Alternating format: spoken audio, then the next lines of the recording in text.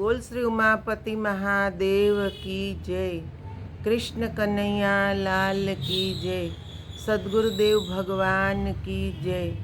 आत्मिक बंधुओं एवं आदरणीय माता बहनों, आज मैं शिव महापुराण कथा से 8वां अध्याय सुनाने जा रही हूँ। आप लोग ध्यान से सुने और उस पर मनन करें।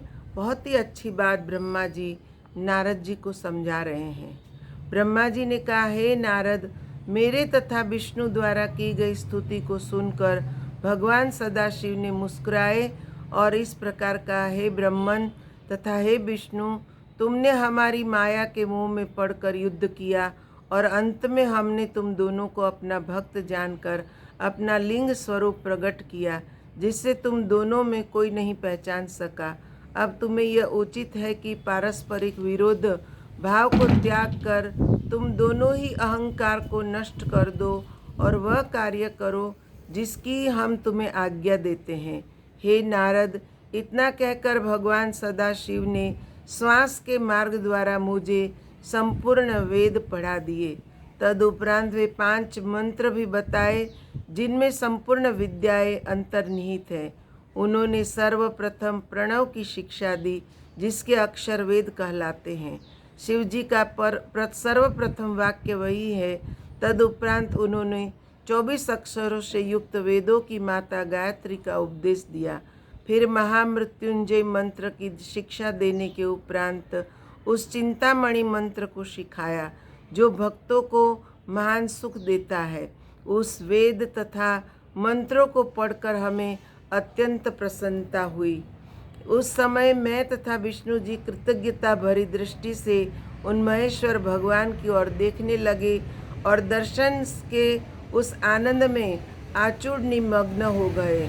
उन परम प्रभु के दर्शन से हमें जो सुख प्राप्त हुआ, उसका वर्णन किसी भी प्रकार नहीं किया जा सकता। हमारे उन अनन्य प्रेम को देखकर भगवान महेश्वर को भी बहुत प्रसन्नता हुई। तब उन्होंने मुझसे यह कहा, हे ब्रह्मा, तुम धन्य हो, जो तुम्हें मेरी कृपा से संपूर्ण सृष्टि का स्वामी होने का सौभाग्य प्राप्त हुआ है। अब तुम मेरी आज्ञा स्वीकार कर सृष्टि करो। मुझसे यह कहकर फिर वे विष्णु की ओर देखते हुए बोले, हे विष्णु, तुम सृष्टि का पालन करने के अधिकारी हो और तुम हमें वेद का स्वरूप जानो और वेद में जो लिखा है उसे हमारी आज्ञा मानकर स्वीकार करो। हे नारद, भगवान त्रिशूलपाणि की आज्ञा सुनकर हम दोनों ने उनसे प्रार्थना करते हुए कहा, हे प्रभु, हमें आपकी आज्ञा स्वीकार है, परंतु हम यह चाहते कि आप स्वयं भी कोई अवतार ग्रहण कर हमारी सहायता करते रहें।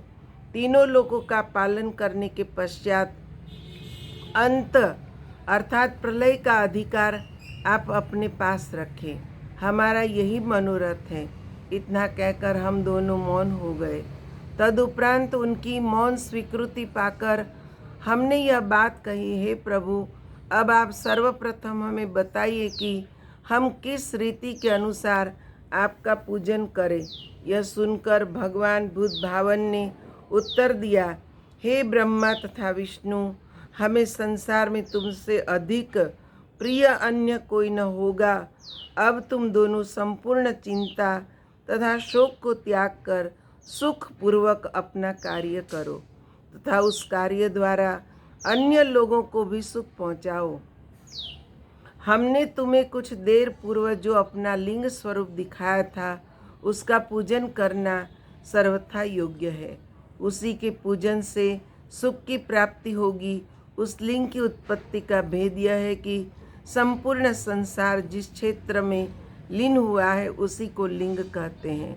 अस्तु, ऐसे लिंग के पूजन से इस लोक तथा परलोक में सुख प्राप्त होता है।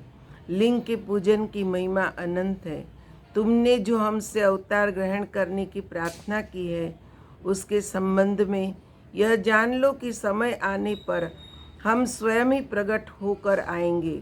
हमारे इस अवतार का नाम रुद्र होगा। हम चारों अर्थात ब्रह्मा, विष्णु, शिव और शक्ति एक ही स्वरूप है।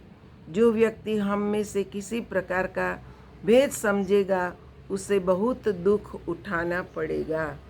इतना कहकर भगवान सदाशिव ने एक बड़े गुप्त भेद को प्रकट करते हुए मुझसे यह कहा, यह भेद वेद में भी अधिक गुप्त है।